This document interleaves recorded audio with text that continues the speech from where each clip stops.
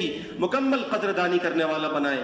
आखिर में गुजारिश और अपील है, इस वक्त मुल्क के मौजूदा हालात में इमारत शरिया जो हमारी बावकार और फ़ाल मिली तंजीम है, जिसके बैनर तले अभी पूरे बिहार, उड़ीसा, झारखंड के जिम्मेदारों का एक अहम नुमाइंदा इज्तिमा इमारत शरिया में बुलाया गया, जो बड़ा फिक्री था, बड़ा अहम था।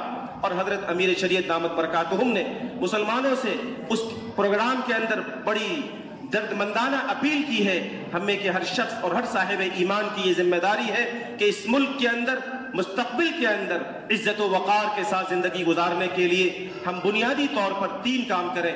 हजरत अमीर शरीयत ने फरमाया कि हमें अपने हालात को दुरुस्त करने के लिए इंतजार रहता है कि कोई मूसा आए और हमें इन हालात से निकाल ले जाए।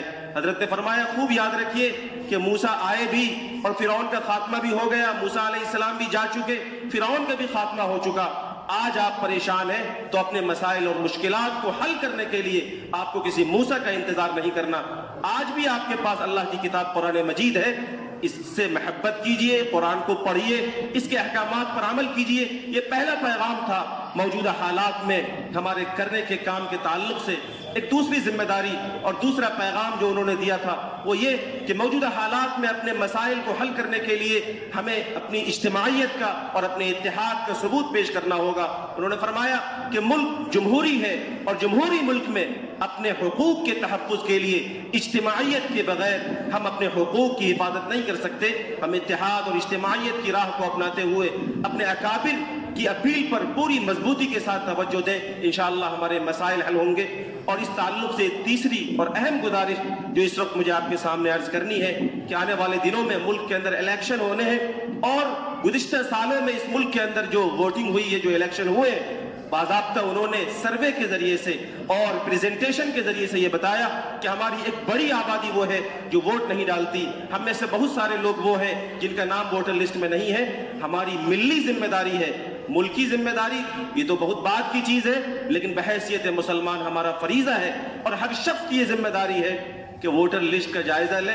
अगर आपका नाम वहां नहीं है, नाम का इंदराज कराएं, वहां गड़बड़ी है उसको सही कराएं। याद रखिए कि हम में का हर शख्स जिम्मेदार है और हम में का हर शख्स क़यादत का ख्वाब देखता है।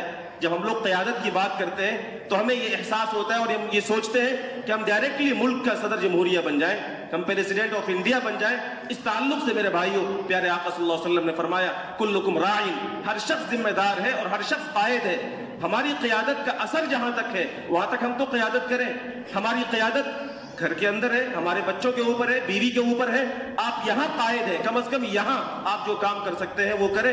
आपकी क़यादत का असर आपके पड़ोस के रास्ते और गलियों पर है। आप देखें कि आप जहां तक मुअस्सिर हैं और बाअसर हैं, वहां अपने इलाकों की तरक्की के लिए अपने घर, अपने महल्ले, अपने सामने की सड़क और नाले की सफाई सुथराई और उसके ठीक ठाक रखने के लिए आपने क्या कुर्बानी दी है। अगर आप यहाँ क़यादत का फरीज़ा अंजाम दे रहे हैं तो मुल्क की क़यादत बहुत दूर नहीं है। हमारी जिम्मेदारी है कि इन हालात में करने के जो काम है वो पूरी मजबूती, पूरी इज्तिमाइयत और पूरे इत्तेहाद के साथ करें। सरेदस्त वोटिंग जो आगे होने वाले हैं, इस सिलसिले में वोटर लिस्ट का जायजा लेकर अपने नामों का इंदराज और उसकी तस्दीक